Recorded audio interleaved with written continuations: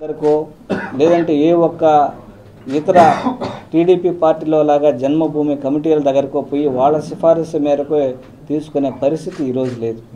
ఇది ఈ రాష్ట్రంలో ఉండే దళితులు, గిరిజనులు, బీసీలు అందరూ తలెత్తుకుని జీవించే విధంగా గౌరవ ముఖ్యమంత్రి వర్యులు తీసుకున్నటువంటి ఈ చర్యల ద్వారా అందరూ ఆత్మగౌరవంగా సంతృప్తిగా ఉన్నారు ఈ రాష్ట్రంలో. కానీ ఆదిమూలం గారు తను ఎమ్మెల్యేనేగా ఉండాలి అనే ఉద్దేశంతో అధిష్టానానికి తను కన్విన్స్ చేసుకోవచ్చు, ఇబ్బంది లేదు. ఇలా రోడ్డుకెక్కి లేనిపోని అనుచిత వ్యాఖ్యలు చేసి ఇవన్నీ చేయడం చాలా తప్పు. ఏదైతే ఆ పార్టీలో ఇప్పుడు ఫర్ ఎగ్జాంపుల్ నేనే ఉండొచ్చు, నాకు ఎలాంటి రాజకీయ నేపథ్యం కానీ లేదంటే అంత రాజకీయంగా ఉన్నటువంటి అనుభవం కానీ లేకపోయినా కూడా నిజాయితీగా వైఎస్ఆర్ కాంగ్రెస్ పార్టీలో పనిచేసినటువంటి కార్యకర్తకి ఏ విధంగా గౌరవిస్తున్నారు నేనే ఎగ్జాంపుల్. నన్ను అడగకపోయినా ఎంపీగా నిలబెట్టడం జరిగింది. తర్వాత ఇప్పుడు కూడా ఒక బాధ్యతాయుతంగా ఒక నియోజకవర్గానికి సమన్వయకర్తగా నియమించడం జరిగింది. అదేవిధంగా ఆదిమూలం గారి సేవలను గుర్తించి వైఎస్ఆర్ కాంగ్రెస్ పార్టీ జగన్మోహన్ రెడ్డి గారు ఎంతో అభిమానంతో ఆయన నియోజకవర్గ సమన్వయ ఎమ్మెల్యే నుండి ఎంపీగా గెలిపించాలని ఆయన ప్రమోషన్ మీద ఎంపీగా పంపించడం జరిగిందే కానీ ఆయనకి ఏడా అగౌరవం కానీ ఎవరు అగౌరవం పరచడం కానీ ఆయన కించపరచడం కానీ ఏ ఒక్కరూ చేయలేదు, చేయపోరు కూడా. అట్లాంటిది బాధ్యతాయుతంగా మెలగాల్సినటువంటి ఆదిమూలం గారు ఈరోజు రోడ్డుకెక్కి పార్టీ పరువుని ప్రతిష్టని బజారు కీర్చేలాగా మాట్లాడడం ఇది అత్యంత హేయమైన చర్య.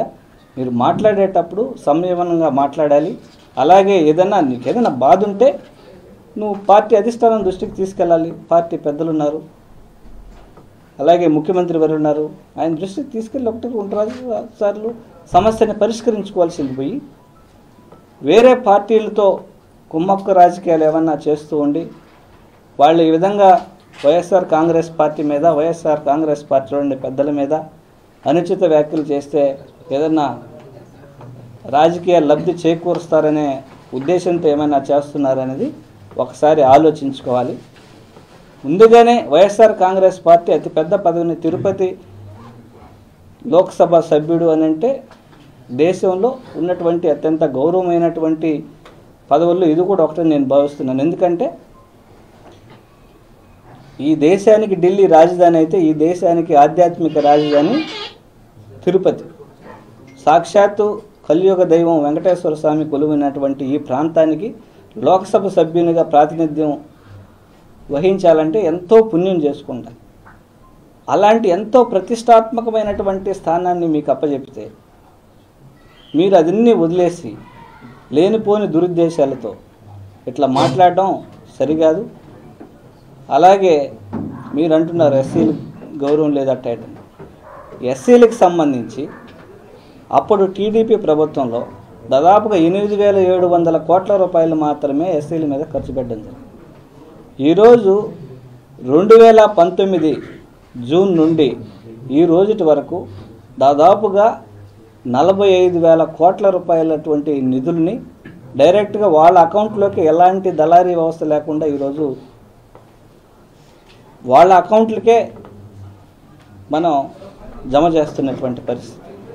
ఈరోజు ఈ దేశంలో ఎక్కడా కూడా ఏ ముఖ్యమంత్రి సాహసించని విధంగా ఈరోజు మనందరికీ దైవ సమానులైనటువంటి డాక్టర్ బిఆర్ అంబేద్కర్ గారి యొక్క స్టాచ్యూని, ప్రపంచంలోనే అతి ఎత్తైన స్టాచ్యూని విజయవాడ నడిబొడ్డున దాదాపు 210 అడుగుల విగ్రహాన్ని ఏర్పాటు చేసి మన ఆత్మగౌరవాన్ని, మన రాష్ట్రంలో జరుగుతున్నటువంటి పాలనకి గుర్తుగా ఈరోజు ఆ స్టాచ్యూని నిర్మించడం జరిగింది. ఇలా చెప్పుకుంటూ పోతే అలాగే పదవుల్లో ఎస్సీలకి ఉప ముఖ్యమంత్రి ఇవ్వడం, అలాగే మంత్రి పదవుల్లో దాదాపుగా 5 మంత్రి పదవులు వేయడం, కార్పొరేషన్ పదవులు వేయడం, అలాగే ఉద్యోగాల్లో దాదాపు 20% సచివాలయ ఉద్యోగాల్లో కావచ్చు, ఇంకోటి అన్నింటిలో కూడా ఈరోజు ఎస్సీలకి సముచిత స్థానం కల్పించిన పార్టీ ఏదైనా ఉందంటే వైఎస్ఆర్ కాంగ్రెస్ పార్టీ. సో ఇంత చేస్తున్నటువంటి పార్టీని మన పదవుల కోసం, మన స్వార్థం కోసం దుమ్మెత్తిపోయడం ఇది అత్యంత దారుణం.